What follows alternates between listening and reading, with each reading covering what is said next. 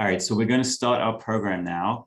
And so for those of you who maybe aren't quite as familiar with the Jewish Community Foundation, thank you for joining us today. The Jewish Community Foundation is committed to building flourishing Jewish communities and advancing sustainable, just, and vibrant societies in San Diego, around the country, in Israel, and across the globe.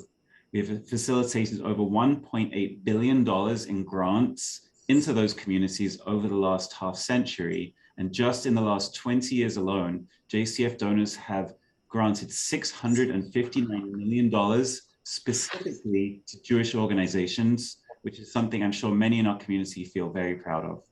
We currently manage about $700 million in assets for individuals, families, and institutions. We believe that every individual has the power to make a difference and that together we can change the world. As we will talk about later in the program with Howard Grinspoon, JCF here in San Diego pioneered the Now National program to create a Jewish legacy. The program created by Gail Lippman of blessed memory has already resulted in over $70 million having been received by the Jewish community as a result of this program, with hundreds of millions more in future planned gifts that will support the Jewish community for generations to come. If you'd like to learn more about how to create your own Jewish legacy, please just send us an email at legacy@jcfsandiego.org or send a message in the chat just to me, and we will be sure to get back to you. Finally, JCF has launched a major new initiative around homelessness in San Diego called Give4. Give4 is our attempt to encourage everyone to participate in big local challenges, starting with homelessness. Give4 makes giving impactfully much simpler, helps educate donors on the complex issues, and tells the stories of the nonprofits taking on different aspects of homelessness. In just 3 months since launch, Give4 has already raised over $150,000, and we're just getting started. So let's take a look really quickly at what Give4 is.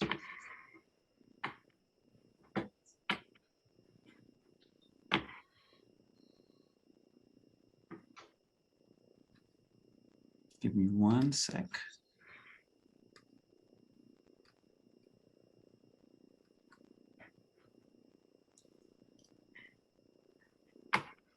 Okay.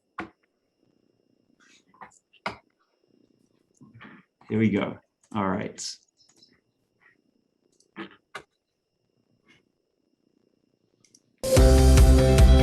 Helping. Having our money make a difference for San Diego. Having real impact. It's not easy to figure out what to do or where to begin. How can I really make a difference? Until now, it's been difficult for individuals to make a meaningful difference on big issues like homelessness here in San Diego. That's why we've created Give4, to make it easier to tackle big local challenges with one donation. We've carefully curated 12 nonprofits working to end homelessness in San Diego. Each month, you'll see the impact you've made for a different organization taking on a different aspect of homelessness. We believe in the power of every individual to make a difference, but that when we come together, we can change the world. Give for yourself. Give for your community. Give for the cause you care about. Give for homelessness in San Diego.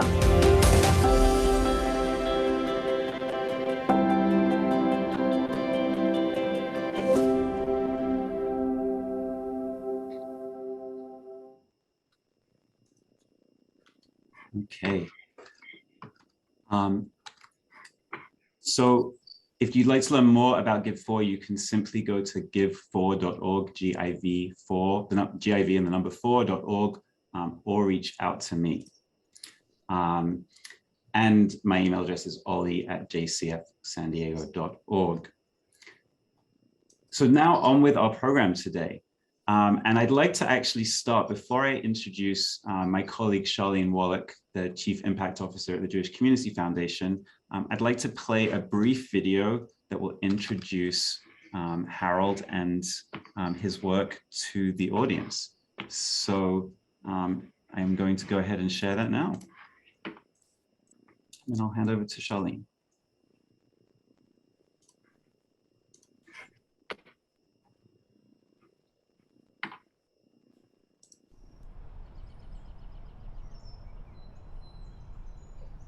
Some of the things that you've done in your business and your foundation, if it was 20 years from now, how do you want to be remembered? I think my most significant introduction to Judaism was with Bobby and Lady, my kids' grandparents. We had dinner at Shabbat at their house. They lived in a very humble house in a very humble neighborhood. But the way they brought Shabbat into the house, I loved it.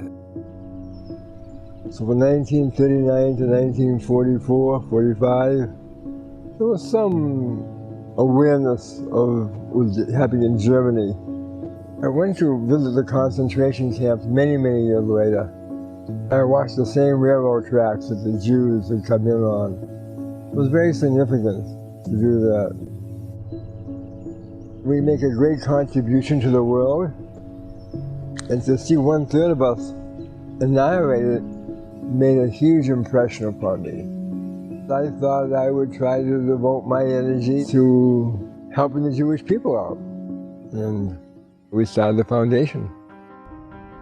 The mission of the foundation is to get other Jewish people to join us in philanthropy, in doing good in the Jewish world, in a very significant way, not niche market, broad market. It's not just investing money, it's feeling good about your Jewish philanthropy. I'm a very pluralistic Jew. I have great respect for all forms of Judaism. People have so many options in Judaism, and they exercise them in such a wonderful way. But we have a 73% intermarriage rate in America, and only about 1/3 of those intermarried families' children turn out to be Jews. Being the crisis that it is, I decided I was going to put my money in the Jewish world. People with wealth have to find a home for their wealth, where they feel good about giving, what's meaningful to them. So, I have not been shy of putting names on buildings. In hindsight, if you think about that, what does a name mean 20, 30 years out? If you put money into a program, you're going to affect people's lives forever. PJ Library, legacy giving, camping, how it affects families and children's lives, and it's just so vital to do that.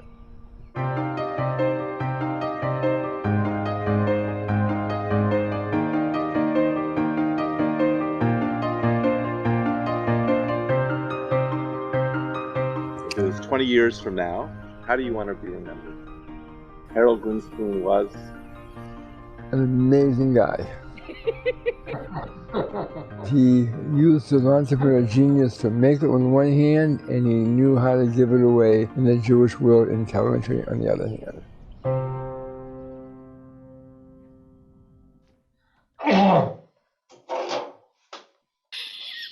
Outstanding. Thank you so much, Ollie, for the introductions. Welcome, Harold and Winnie, and to all of our guests that have joined us today.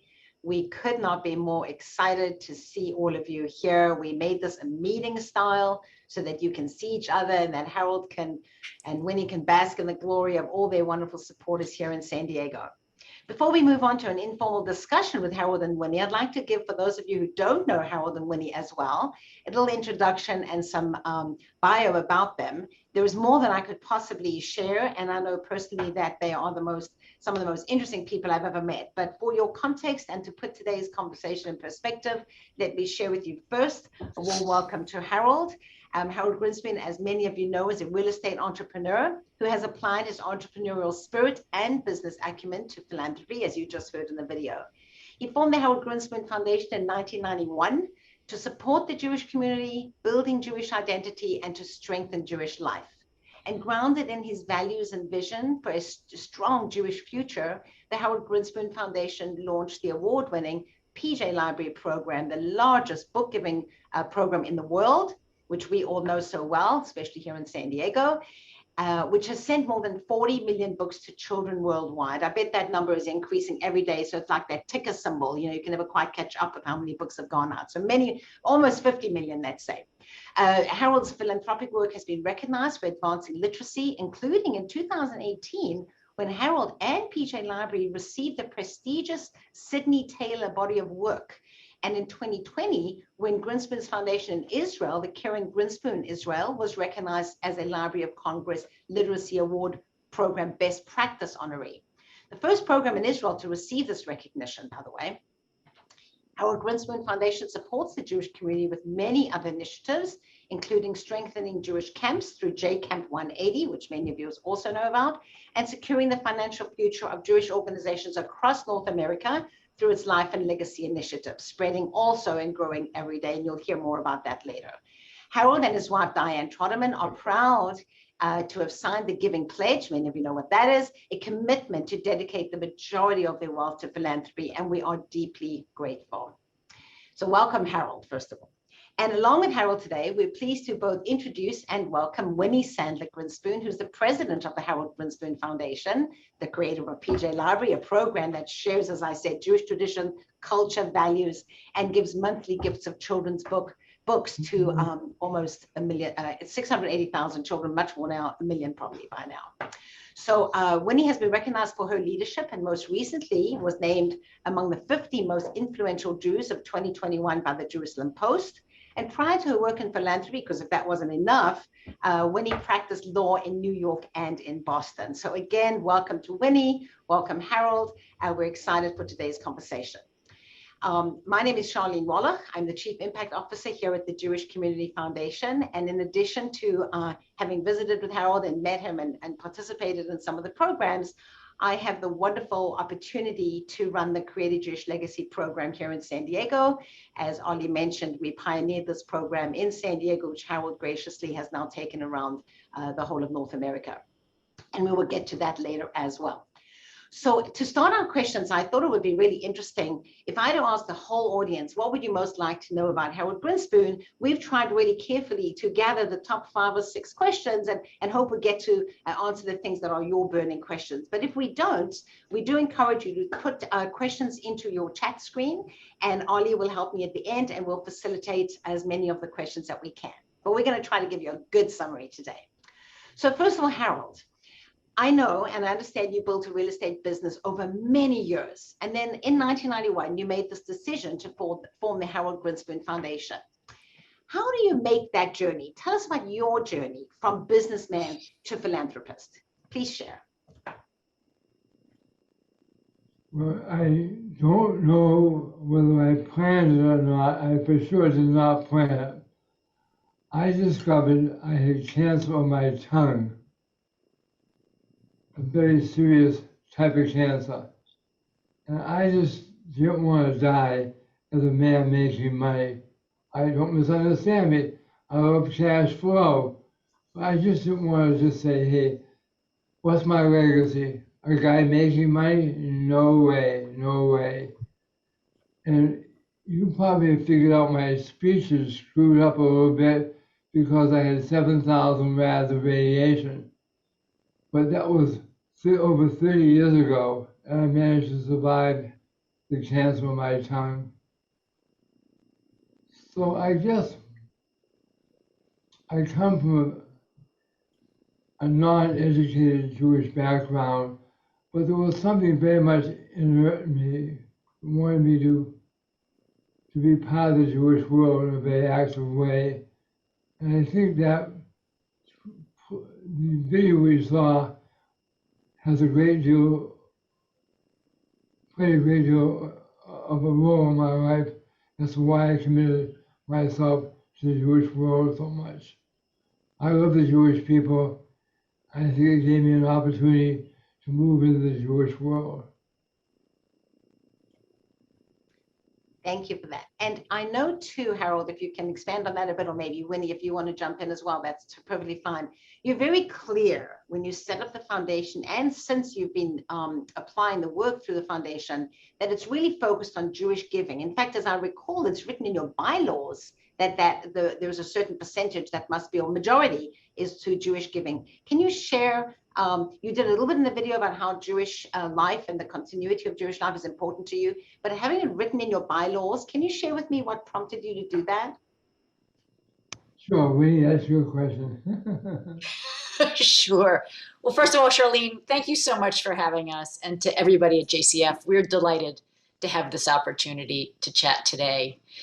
So focus is one of Harold's mantras. You know, he was focused in his real estate career. He found a particular market to focus on and a type of real estate to invest in and develop, and he stuck with it. And so he has taken that same model to his philanthropy. When he decided that the Jewish community was going to be his focus, he went all in. And he believes, and he shares with us at the foundation all the time, the philosophy that you can do more if you stay focused, and you can get a better return on your investment if you are making donations and contributions in a field that you get to know really well. And so we do a couple of things, but we do them deep, and we do them for a broad impact. Is it public, like what percentage of your giving is to Jewish organizations, or is that? It's public. It's 95% of the foundation's assets. So 95% of this incredible generosity is going to explore Judaism and promote Judaism, not in the religious sense necessarily, but in the work of Jewish identity. That's fabulous. So Winnie, since you spoke up now, and I appreciate you being here, of course, there's this whole notion, Harold, that, you know, what do we do when we have to think about bringing in a new generation of leadership? And you've most certainly brought in a new generation of leadership. So I think we'll start with Winnie, if you don't mind that. Tell us what it's like to work with your father-in-law. Many of us have been in family businesses in one way or another over time, but tell us what that's like. If you can, tell us the, you know, fun stuff and the maybe not so fun stuff. Well, it's wonderful to work with my father-in-law. I think we complement each other well, first of all. You know, Harold is a visionary and a creative force, and nothing's impossible in Harold's world. I come from a legal background. I know that there are some rules to follow and some guiding principles. And so Harold comes up with an idea, and I help him figure out how we are going to actualize those ideas. It's fun to work with somebody who complements your skills. And I think Harold might say that as well. We've known each other for so many years now. So it's been fun to work with somebody who knows you in so many different aspects of your life. Right.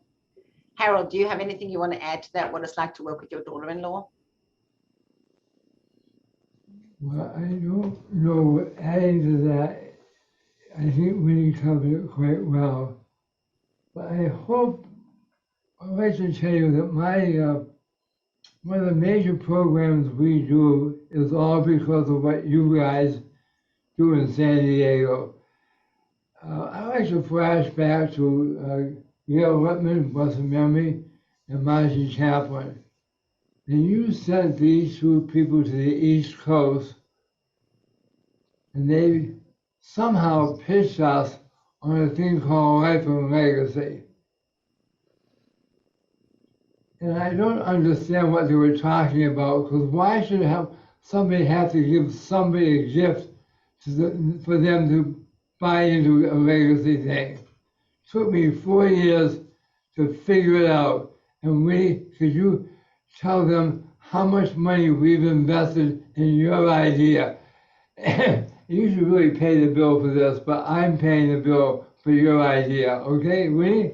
Sure. So I believe it was at a Jewish Funders Network conference that Harold heard Marjorie and Gail present what San Diego was doing in their Create a Jewish Legacy program. And Harold said, we have to understand what this is because it sounds too good to be true. And so after getting to speak with your team and find out exactly how it worked, Harold, in conversation with Gail and Marjorie, said, we should take this program on the road. And your brilliance and your commitment to this idea should be expanded. And I'm happy to do that with you. And so today we have brought the program to 72 communities. And amazingly, we at this point have an estimated value of future commitments to the community totaling $1.24 billion, with $134 million already realized. And HGF, Harold's Foundation, has put $21 million into the effort. So in Harold's mind, that is a fabulous return on investment. Wouldn't you say so, Harold? Yeah, but I do. But the essence of this is that all said, I can remember flying out to San Diego and meeting these two fantastic people and trying to figure out the logic of this. But you should have taken so much credit for what you've done. We were your emissary. That's all we were. It was your emissary to take your mission and go on the road with it. Thank you for doing that for us, for the Jewish world. Well, thank you. You know, people can plant a seed. Isn't that all about legacy, right? You can plant a seed and you hope that it will grow and sprout and become something bigger. And in fact, that's exactly, we're very grateful to HGF and Harold Grinspoon Foundation for taking what we did in San Diego, where, by the way, as Ollie mentioned, $70 million received into the San Diego Jewish community. That's above and beyond the extraordinary facts you've just shared, Winnie, that's across the country. And our Jewish community prior to that time in 2003 really were not focused on building endowments. They were not focused on the long-term sustainability of their organizations or even of Jewish identity, frankly. And so that notion of building endowments and investing in Jewish life and investing in the Jewish future has become much more normal now. It's part of our DNA. It's part of the fabric of our communities. And so we're grateful, very grateful, that you've enhanced the program to what it is today with Life and Legacy. So thank you for that opportunity to grow with you. And thank you for noticing the work that we did. Let's turn a little bit and shift our attention to PJ Library. Now, I've heard before, Harold, when you've spoken very eloquently about how PJ Library came to be, like what was it about it that really struck you as interesting? Why did you think you needed to send books to 700,000 Jewish children every month? And why do you want to invest your time and resources in something like children's books? And I should mention that and if you have an opportunity, I'd love you to share a little bit about the special book, the Harold book, that we have ordered, and we will share it with some of our guests today, as many copies as we can receive. I think that's one of my favorite reading books. So if you could share a little bit about how you came to have this idea, why you invest your money in it, and your foundation's efforts and resources in this, what has become an extraordinary model for sharing books with Jewish and interfaith families. Can you share a little bit about your thoughts, and maybe, Winnie, you can finish some additional comments. You want me to take it, Harold? Sure. Okay. So, just as Harold saw the great idea of create a Jewish legacy, he also got the idea for PJ Library elsewhere. So Dolly Parton, we all know Dolly Parton, she has a foundation called the Imagination Library, and Harold heard her speak on NPR radio about her foundation, and she started a program that sent a book a month to the home of children, initially in Tennessee, where she was from, because she wanted children to be surrounded by books in their childhood. And then she took that model and found funders to grow it with her in other communities. Harold heard the story. He was so inspired by it. He became a donor of Imagination Library and experienced what it felt like to write a check to an organization that did this great work and got books into the hands of children. He got thank you notes. He said, this is the kind of philanthropy. It feels great. I feel so good about this. And then one day he put this idea together as he was doing his Jewish philanthropy and said, we should do a Jewish Imagination Library. We should fill families' homes with children's books so that we take advantage, not take advantage, but we take the opportunity of building on the special moment around bedtime when families are reading with their children. And at the moment, it's a critical life moment where a family has a baby and starting to think about how they're going to raise this child, who their social circle will be, how they will educate their child, and what their traditions will be in their home. And so with all of that in the mix, and having seen his own grandchildren delight in receiving books and seeing Jewish books, he put these ideas together, and that's how it happened. And so it was originally a small project for the 200 children in Western Massachusetts. And then we saw its popularity even in the early days. And then from there, we took it nationally and then internationally. And the numbers are always staggering, but 700,000 also, is that still approximately how many children you're reaching every month, or is that growing? I know you've now in South Africa. We're all very proud that you're in South Africa, for those of us from there. Tell us a little bit about the reach, if you can. Yeah, it's about 680,000 books, last I checked, monthly in approximately 35 countries now. We operate the program in 7 different languages. It's in Hebrew, English, Spanish, Russian, Ukrainian, Portuguese, and German. And we also, in Israel, run a complementary program for the Arabic-speaking children in the ministry-supported schools. And so that is the 8th language in which we distribute books, although that is not a Jewish program. Thank you. So throughout your work, Harold, both in these programs and camp and speaking with so many families that you have and doing many of these talks, when you think about the families and the communities around the world, are you hopeful? And in that case, if you are, in what way? And what gives you hope? And what makes you hopeful about our Jewish communities? I'm going to let Winnie answer that question, but I want to give you a trivia question. Are you up for a trivia question, all of you? Sure. How many books from PJ Library go to San Diego every month? How many books from PJ Library have families signed up for to have a Jewish content, and in many cases they may be intermarried families, so it's a stimulating to the other partner? So anybody have the answer to that question? Want to raise your hand? Come off of mute. Let's have people either raise their hand or maybe throw it in the chat button. Let's have a chat to discuss and maybe throw out a number of how many families, households in San Diego are receiving the books. That's a good trivia question, Harold. We'll see. Maybe there's going to be a prize for somebody who comes up with the right number or the closest number. So to all of our guests, please click the chat little button at the bottom of your black screen and go ahead and submit your guess. So we have 5,000, 500, 50,000. I think we're working in tens right now. Let's see what else we have. We have 360, 593. Let's keep going. Keep throwing in your suggestions. Anybody else? Well, we have everything from 360 to 50,000. So that's quite a spread of guesses.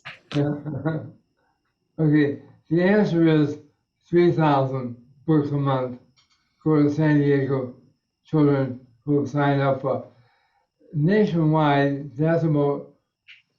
we reach about 30% of the kids that we should reach in North America.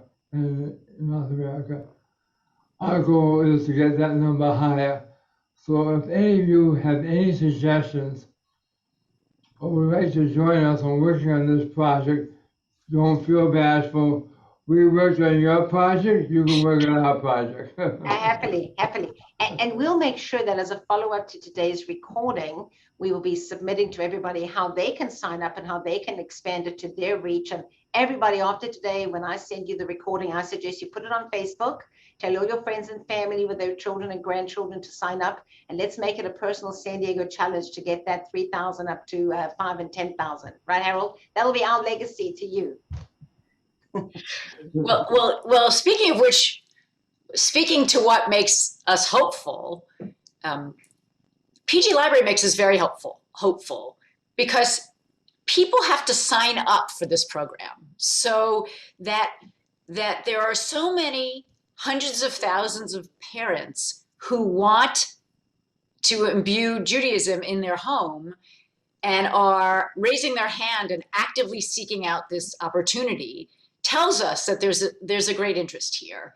And that's also true in many of the interfaith families that Harold mentioned. You know, a large percentage of the people who sign up for PG Library are families that are interfaith. And so, so there's a thirst and an interest and a desire. Also in summer camp, we work in the summer camp space, and we continue to see people interested in finding out more about summer camp. And we have offered financial incentives to encourage people to try Jewish camp as opposed to any other camp opportunity. And the numbers of people who are requesting those incentives continues to grow. So what's hopeful is the interest in young people to connect to the Jewish community that we see every day. Thank you for that. That's a good idea. Now, I'm just curious, and one of the questions did come through, and I'll just field this now since we're in this topic, Winnie. Can you share what age group these books are geared towards?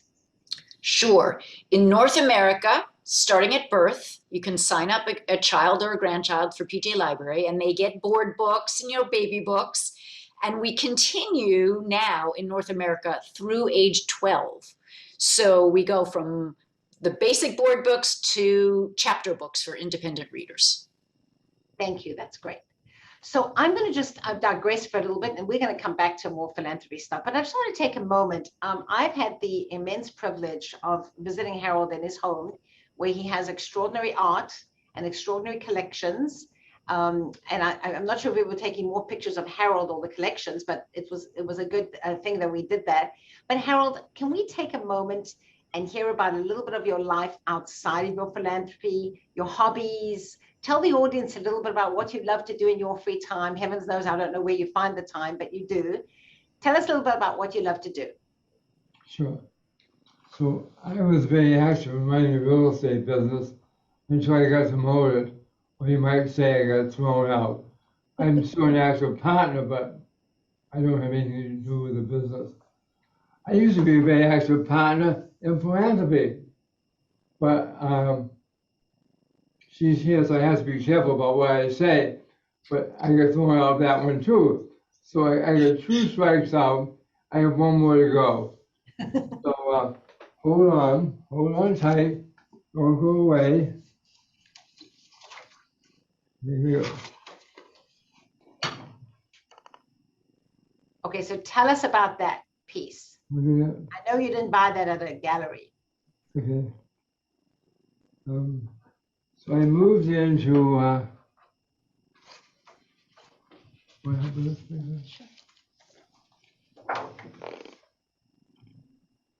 Beautiful. I don't know if you can appreciate the scale of these pieces, but Harold has become an artist and a creator of large scale outdoor pieces of art. These are not small pieces. These do not fit in your home. That is 45 feet high, that piece right there.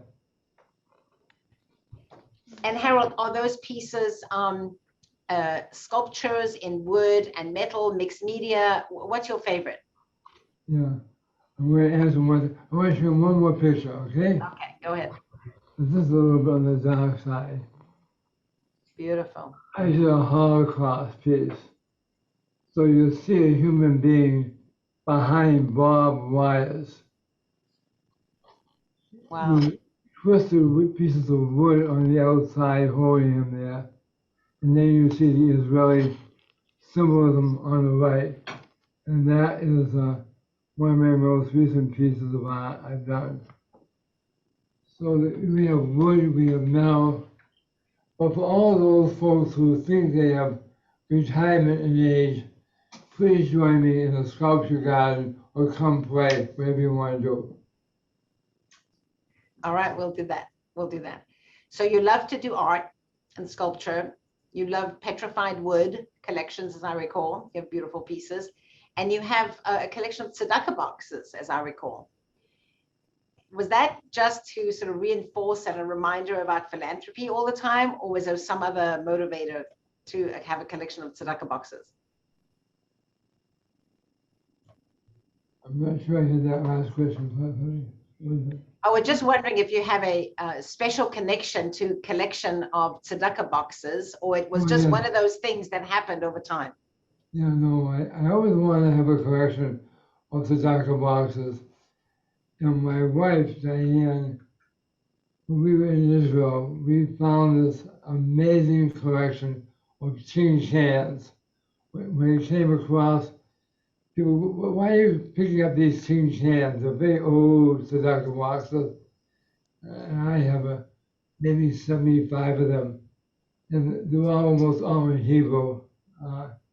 I'm very proud. That motivated me to do the piece across the way, which is the PJ Library. We have given out over 300,000 tzedakah boxes to PJ Library children. And every child at the age of 3 receives a PJ Library tzedakah box. That's great. That's great. Thank you. Winnie, did you want to add anything to that? Because I know PJ Libraries, that's one of the processes when the child gets to a certain age that they get their tzedakah box. Is that correct? That is correct. That is correct. In behind Harold, you can see, on that little ledge, that triangular shape, those are PJ Library tzedakah boxes that decorate our entire office. Terrific. Thank you. Thank you for sharing that. So just come back to a moment about Harold Grinspoon Foundation and the work you do in different partnerships. Now, we know with Life and Legacy, you've partnered with, or at least provided support for, many organizations around the world, around the country, certainly North America. And PJ Library worked with others, with J Camp. Tell us about, how do you choose those partners? Is there something about it? Is there some magic that we can all learn from? As philanthropists, whether we are modest philanthropists or very advanced philanthropists, we're all looking to make the greatest impact and have meaning and have a connection to the work that we do. And sometimes partnerships are the best way to get that accomplished. So Winnie, will you talk a little bit about the partnerships you have now, what you look for, how you make those connections, and whether you would recommend that for the average family philanthropist? Sure. So we partner with people and organizations in many different ways. We partner with other funders to make projects go further. For example, PJ Library is supported by thousands of donors. This is far beyond HGF's budget. So people partner with us, individual families who receive PJ Library and are grateful and write an $18 check, all the way to people who are contributing millions of dollars in commitments toward PJ Library. So financial commitments at every level. We also partner with organizations of all types. So when we launched PJ Library, for example, it was clear that we in Western Massachusetts were not going to be able to scale a program by ourselves. And the Jewish community before us had built a system. And so we said the obvious partner for us is the Federation system, which has the most reach in North America. We began literally going door to door, federation to federation in each community to see who would like to partner with us on this idea. And we share the cost, we share the effort. And then Life and Legacy, another example where partnering with community foundations in the Jewish community as well as the federation system made perfect sense for the type of program that it was. In the camp world, we love the concept of camp, but really you can't do camp without partnering with the camps themselves, who are the experts in how to run camps and on the ground, how to engage families and how to bring camp to life. So in each program, we have found the right partners and partnerships that make sense to move the idea forward. Thank you. Did you want anything you want to add, Harold? That's good. Okay. So we did notice in chat that somebody asked, what does PJ Library stand for? And we know that, or at least we presume, no, we know that it's pajamas, obviously, because you referred to the notion that this is bedtime routine and that calm, peaceful time that parents spend with their children at bedtime. And so PJ Library was born from pajamas, being PJs. Right. Correct. And whoever asked that question, you should know we get asked that question all the time. So it is it is a common question, and it's so not obvious. People have asked, I thought his name was Harold. Why is it PJ? That's great. And we think adults and children can be in their PJs at that time, right? Right. Right, great. So then the other thing I'd like to just think about, as you, particularly for you, Winnie, as you look to continue this legacy, we always talk about legacy, like what actually is the legacy, right? So Harold has this legacy of, as he in his own words said, I knew how to make a lot of money, but also had to know how to give it away, because that's what I wanted to do. And he's obviously expert at both of those things. Now you have the incredible, both responsibility and honor to continue that legacy, continue that work. What do you think you'd like the legacy to look like and be, and how can we all learn from that? So we are not done with the projects that we've already begun. So we start there. We say there, as Harold mentioned earlier, we're reaching 30% of the potential Jewish young family market for PJ Libraries. So until we grow that number and reach the most number of people, and we make sure that this program is available to any family who wants it, and now not only in North America, but worldwide, we are not finished. So we stay focused, but we will have room to innovate in all of the programs that we currently operate. So PJ Library will develop its brand over the next few years. It will go into more complementary digital and audio and audio book, et cetera. So none of our programs will remain static. They will evolve and develop. And then we will take the kernels of the secret sauce, if you will, that have made these current programs so successful and so impactful, and see what the future brings and source the best ideas. And if and when there's more money to spend, then we will, again, take our learnings from what we've done and take the same values and concepts to the next projects. Right. And so to that extent, let's just stick on that for a minute, if we can explore that notion of expanding what you already know to be working within the book program. So one of the questions that did come through is like, is there a series of books or a track that you would consider for a more traditional approach to Judaism? Maybe even one where in the United States, can people request the books in Hebrew, or do they get a choice of what language that they want to receive the books in? That's my question, by the way. I think I'm just curious now that you're speaking about it. And lastly, and this is again just a follow-up question, so is there a traditional track for something more traditional Jews? Can it be in the language of your choice? And have you ever considered, and are we getting to any kind of Braille yet? So many good questions there, all in one. So we do not have tracks, and part of that is intentional. Our goal is to celebrate the many different ways of celebrating Jewish life and community. And so in a one-size-fits-all project,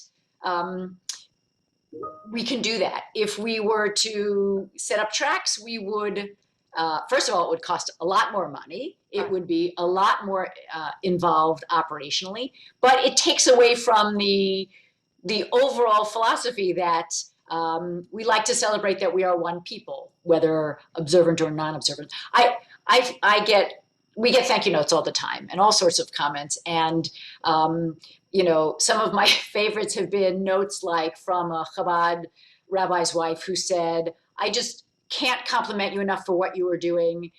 Sometimes I take a marker and draw a longer skirt on the mom or draw sleeves on somebody, but I make it work for me. And so that is our hope.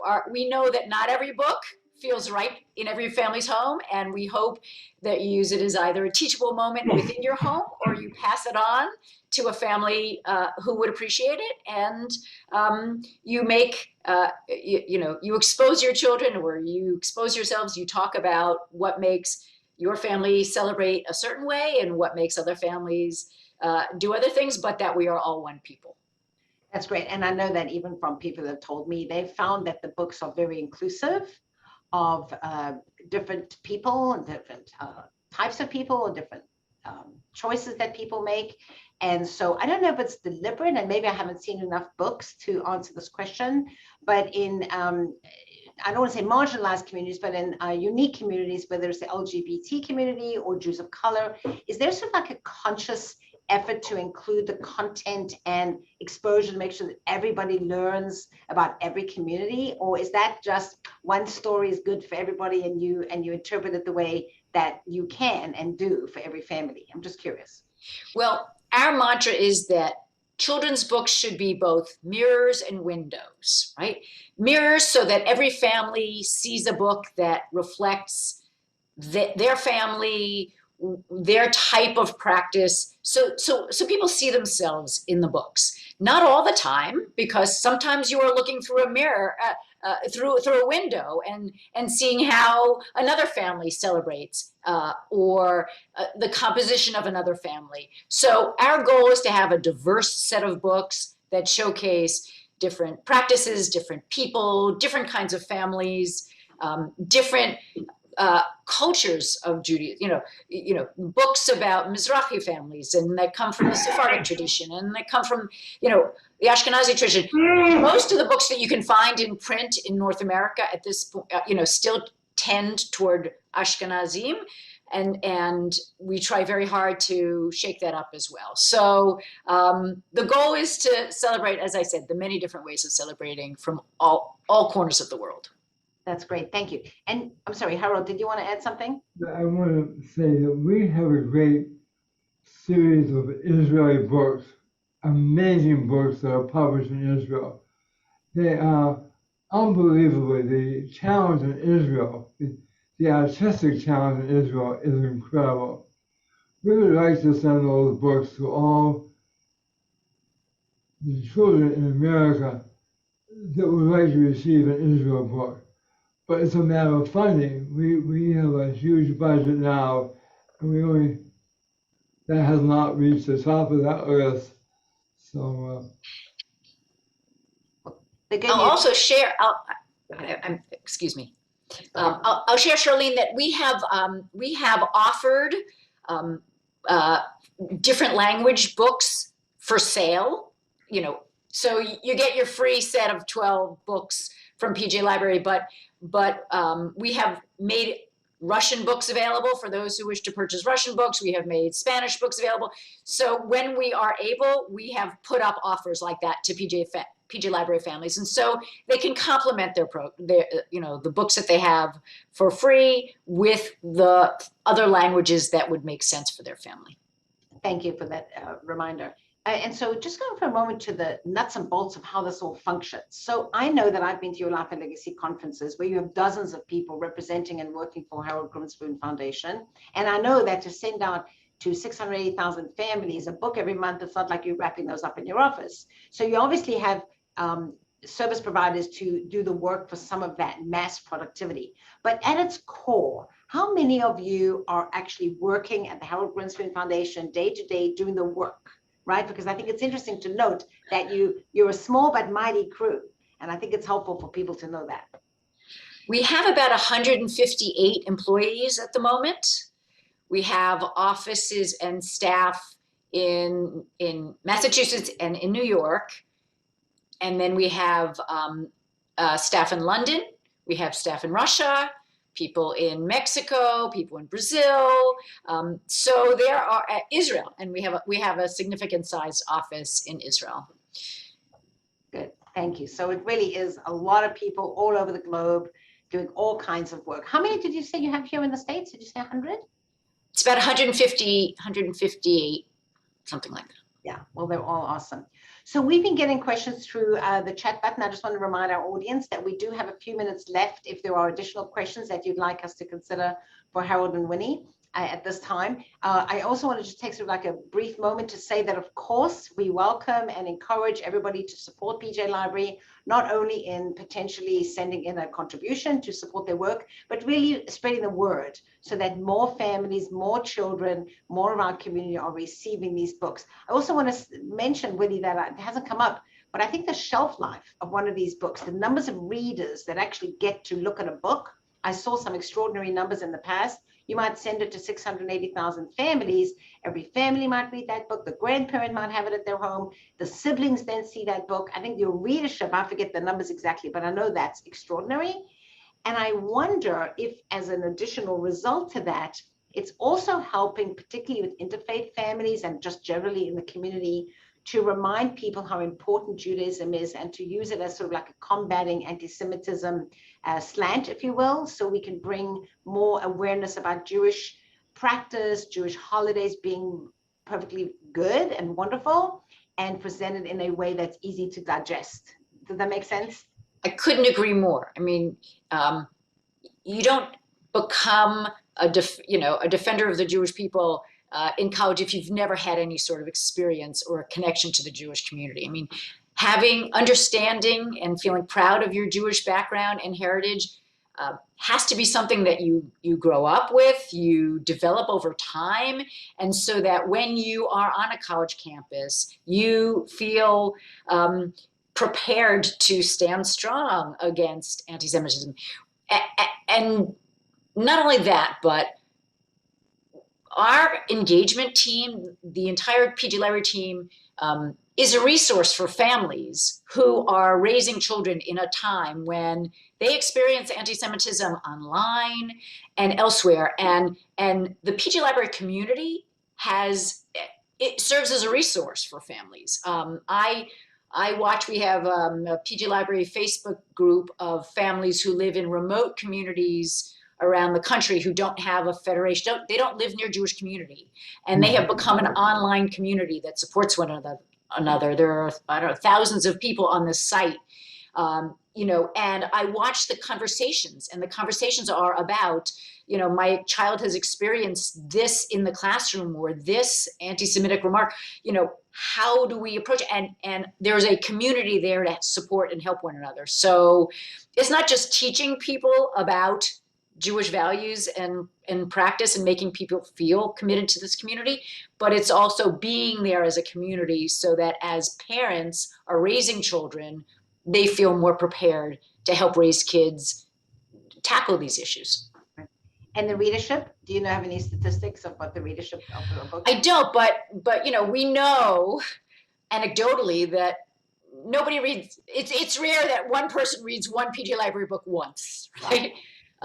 We know that children want to often read a book again and again and again, and in the early years they need an adult reading with them. So we can extrapolate that if every book is read multiple times by multiple people, you take 50 million and you go from there. It's a tremendous number of moments focused on a Jewish theme, concept, value, or practice.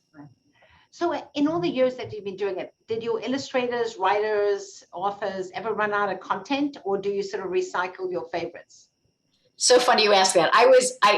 The book selection committee meeting happens once a month, and this morning was the current meeting, and I sit in on the meeting, and we were going over statistics of how many new books we need each and every month, how many new books we are able to bring into the lineup, and how often we have to repeat titles. So our goal is to continue to refresh the content, bring in new books and new titles, so no family continues to get the same book over and over and over. We want it to feel fresh and new.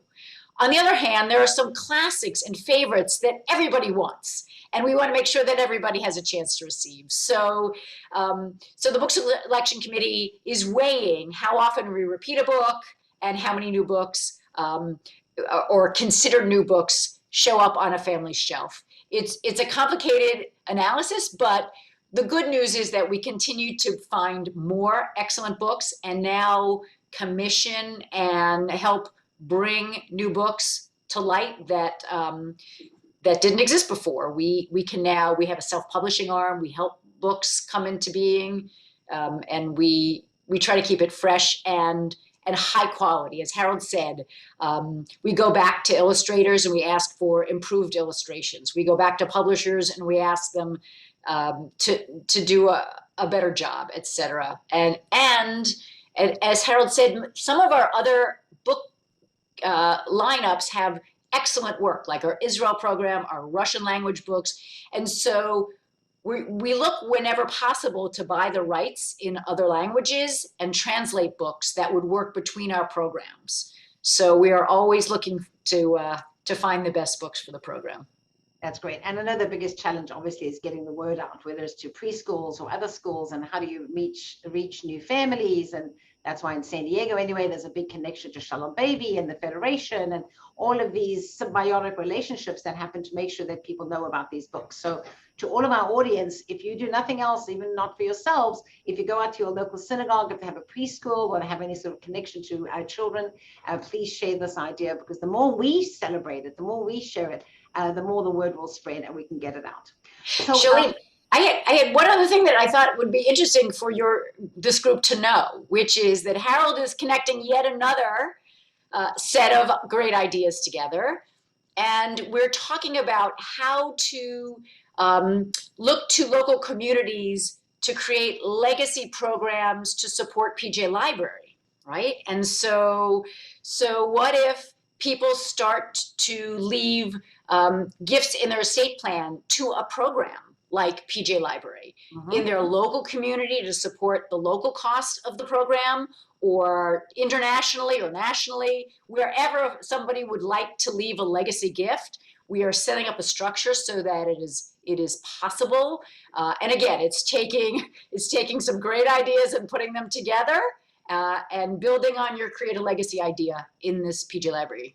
I'm glad you mentioned that, because we actually here at the Jewish Community Foundation help individuals and families to develop their charitable estate plans comprehensively and holistically. And we do have some people who have made commitments through the local federation designated for PJ Library. So we can be your role models once again of individuals in our community who feel strongly that PJ Library should continue way in perpetuity. And so we already have a few of those. And so let's celebrate those individuals and make sure that it happens more so. So yes, that's an excellent idea. And we're ready for you to bring a challenge to our community. The last question I have really quickly for each of you, because we only have a minute left of our time together, and I knew it was going to fly by. So thank you for this time. But really quickly for each of you, why don't you go first, Winnie, and then we'll ask Harold. What's your favorite book, or what book do you like to recommend to our audience to enjoy? There's a book called Bagels from Benny that's very special, and it is always on everybody's top list. So I would say Bagels from Benny. All right. Harold, your favorite book? Well, I have so many favorite books. The one that comes to mind is The Only One Club.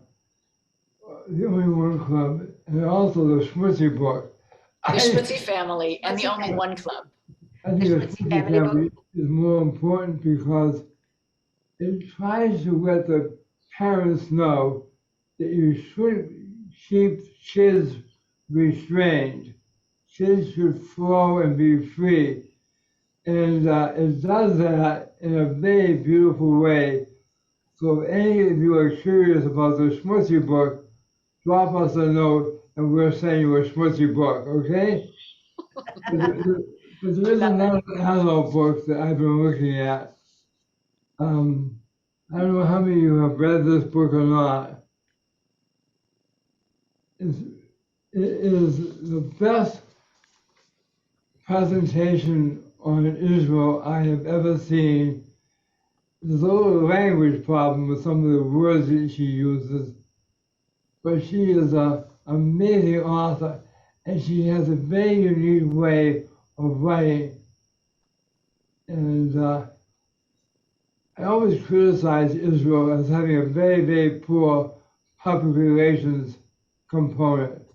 This woman right here, has done an amazing job. I hope you all go out and buy that book tomorrow and read it and drop me a note as to whether I'm right or wrong. But it's a fantastic book. Okay, well, we'll share that in our follow-up message. We'll share the book.